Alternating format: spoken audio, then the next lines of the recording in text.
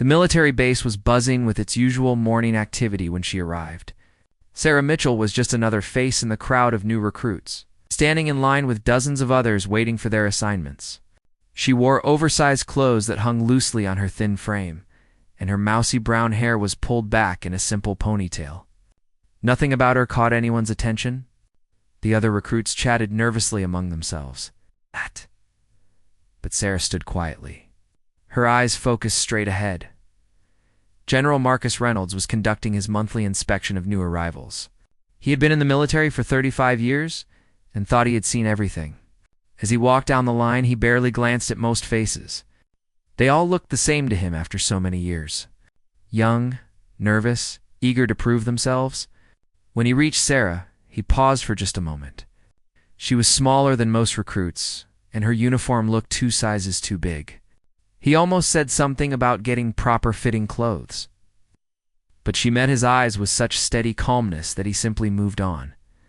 The first week of training was brutal for everyone. The physical exercises pushed every recruit to their limits.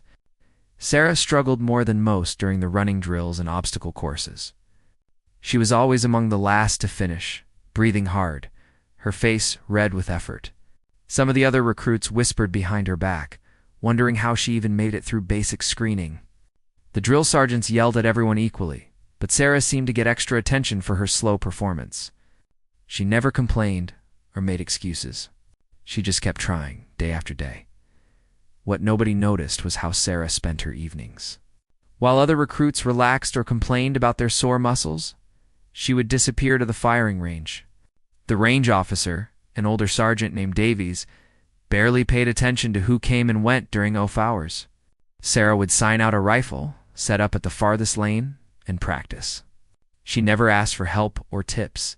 She would just load, aim, and fire over and over again, till the sunset made it too dark to see clearly.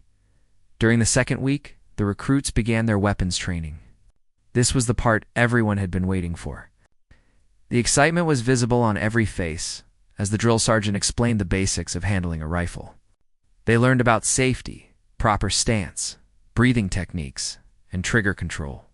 Sarah listened carefully to every word, her expression unchanged. When it was time for the practical demonstration, the sergeant called up several recruits to show the others. Sarah was not among them. She remained in the back of the group, watching and absorbing everything. The shooting qualification day arrived on a cold Thursday morning. Every recruit had to pass this test to continue in the program. The targets were set at various distances, and each person would be scored based on accuracy and consistency. The atmosphere was tense as recruits lined up, waiting their turn. Some were confident, having grown up hunting with their fathers. Others were visibly nervous, knowing this could determine their entire military career. General Reynolds happened to be visiting the training facility that day for an unrelated meeting. As he walked past the range, he decided to observe for a few minutes. He enjoyed watching new recruits discover their strengths.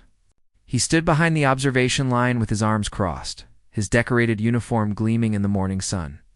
The drill sergeant noticed him and straightened up immediately. Barking orders with extra intensity, the first few recruits performed adequately. Some hit most of their targets, others missed more than they should have. One young man named Bradley scored particularly well, hitting 18 out of 20 targets. The general nodded approvingly. Bradley would probably make a good soldier. Then it was Sarah's turn.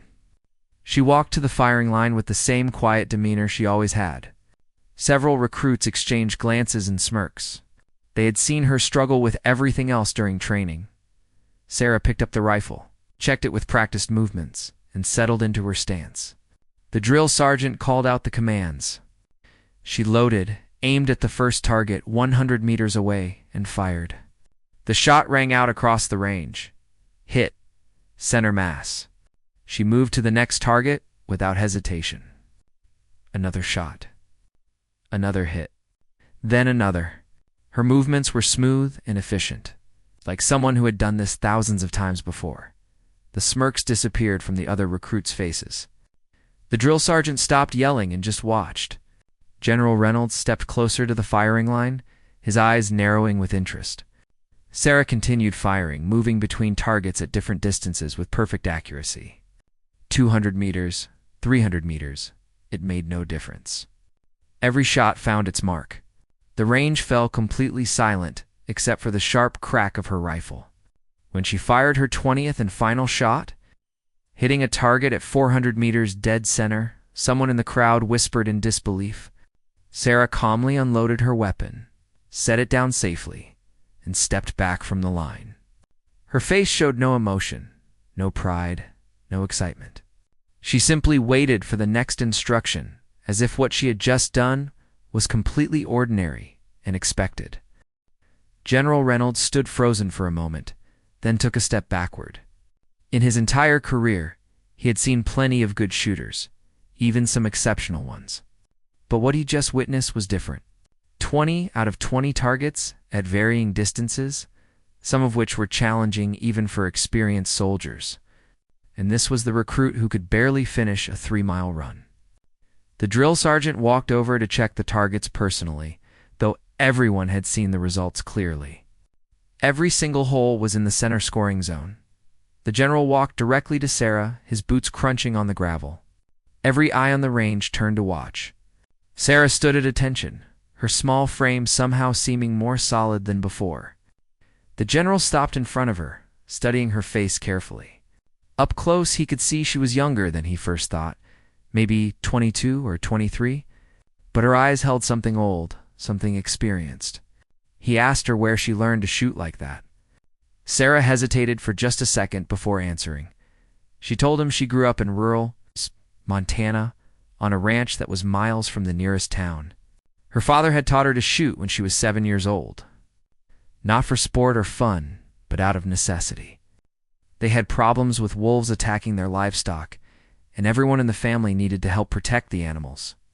By the time she was 10, she was the best shot in her family. Better than her father? Better than her 2 older brothers? While other kids played video games, Sarah spent hours practicing, learning to account for wind, distance, and movement. The general listened without interrupting. He asked why she joined the military if she came from a ranching family.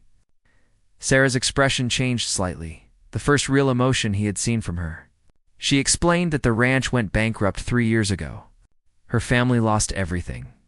Her parents moved to the city to find work, and her brothers scattered to different states looking for jobs. Sarah had worked in a grocery store for 2 years, but she felt empty and purposeless. She joined the military hoping to find a new direction, a new family, somewhere she could belong and be useful again. General Reynolds nodded slowly. He had heard many stories from recruits over the years, but this one struck something in him. He asked her why she never mentioned her shooting ability before, why she let everyone think she was struggling. Sarah met his eyes directly and said she did not come to the military to show off or be special. She came to learn how to be a soldier, and being a soldier meant more than just shooting. She was weak in other areas, and that was what she needed to work on. The shooting part, she said simply. She already knew. The general studied her for a long moment, then did something he rarely did. He smiled, a genuine smile that reached his eyes. He told her she had the mindset of a true professional, but she needed to understand that her gift was valuable and should not be hidden. Talent like hers could save lives someday. He asked if she would be willing to train with the base's advanced marksmanship unit during her free time. Sarah's eyes widened slightly, the first sign of surprise she had shown. She said yes immediately. The general nodded, then walked away, already thinking about how to properly develop this unexpected discovery. Behind him, the other recruits looked at Sarah with completely new eyes. Word spread through the base like wildfire. By dinner that evening, everyone knew about the quiet recruit who shot a perfect score. Sarah found herself suddenly popular in the mess hall. People who never spoke to her before wanted to sit at her table and hear her story. Some asked for shooting tips, others just wanted to be associated with someone who impressed the general. Sarah handled the attention with the same calm demeanor she had for everything else. She answered questions politely, but kept her responses brief and humble. Training continued, and Sarah pushed herself harder than ever in the areas where she struggled. She ran extra miles in the evening, practiced hand-to-hand combat during lunch breaks, and studied military tactics late into the night. The drill sergeants noticed her dedication and began to respect her more. She was not trying to coast on her shooting talent. She genuinely wanted to be a complete soldier. Meanwhile, twice a week, she trained with the Advanced Marksmanship Unit as the general had arranged. The advanced unit was made up of soldiers who had years of experience. They were the ones called upon for special missions requiring precision shooting. When Sarah first walked into their training session, they were skeptical. She looked so ordinary, so unremarkable. The unit leader, a tough master sergeant named Collins, decided to test her immediately. He set up a challenge that even his best shooters sometimes failed. Moving targets at 300 meters, shooting from unstable positions, under time pressure. Sarah completed it flawlessly. Collins was impressed, but not convinced. Anyone could get lucky once. Over the next few weeks, he threw every difficult scenario at her. Shooting in rain, in wind, at dawn when the light played tricks on your eyes, at dusk when shadows made targets blend into backgrounds. Sarah adapted to everything. What amazed Collins most was not just her accuracy, but her consistency. She did not have good days and bad days. She performed at the same high level every single time. That kind of reliability was extremely rare. One evening, after a particularly challenging training session, Collins sat down with Sarah in the empty range. He told her something he rarely admitted to anyone. When he was younger, he thought he was the best shot in the military. Then he went on his first real combat mission and realized that shooting on a range was completely different from shooting. When lives depended on it, the pressure, the fear, the chaos changed everything. He asked Sarah if she understood that. Sarah looked at him thoughtfully and said she did not have combat experience, so she could not truly understand. But she knew what it felt like when something important depended on her shot. Back on the ranch, when a wolf was attacking and livestock were screaming, when her father was counting on her to make the shot he could not make himself. That pressure taught her to stay calm when it mattered most. Collins nodded, satisfied with her answer. He realized this young woman might actually have what it took to be exceptional in real situations, not just on a training range. He decided right then that he would personally ensure she got every opportunity to develop her skills properly. Months passed and Sarah completed her basic training at the top of her class. Not just in marksmanship, but overall. Her determination to improve in every area had paid off. She was no longer the struggling recruit who finished last in runs. She had built her strength and endurance through sheer willpower. On graduation day, General Reynolds personally presented her with her completion certificate. He shook her hand and told her the military needed more soldiers with her attitude and dedication. Sarah smiled, a real genuine smile, and thanked him for believing in her. Sarah was assigned to a specialized reconnaissance unit, which made perfect sense given her skills. Her team consisted of 5 other soldiers, all experienced and capable. At first, they were not thrilled about getting a brand new soldier fresh out of training. Teams like theirs usually only accepted people with years of field experience. But orders were orders, and the general had specifically requested Sarah's placement. The team leader, Lieutenant Chen, decided to give her a fair chance, but made it clear she would need to prove herself in real situations. The first few missions were relatively simple. Observation and intelligence gathering in friendly territories. Sarah performed her role perfectly, never complaining, always alert, following orders precisely. The team began to warm up to her. She was easy to work with, never caused drama, and pulled her weight. But they still had not seen what she could really do. That changed during a mission in a contested mountain region. 6 months after she joined the unit, the team was gathering intelligence on enemy movement patterns from a hidden position overlooking a valley. Everything was going smoothly until their location was accidentally discovered by an enemy patrol. Suddenly, the team found themselves pinned down by gunfire from multiple directions. They were outnumbered and in a bad tactical position. Lieutenant Chen made the quick decision to retreat to a secondary position, but they needed cover fire to make the movement safely.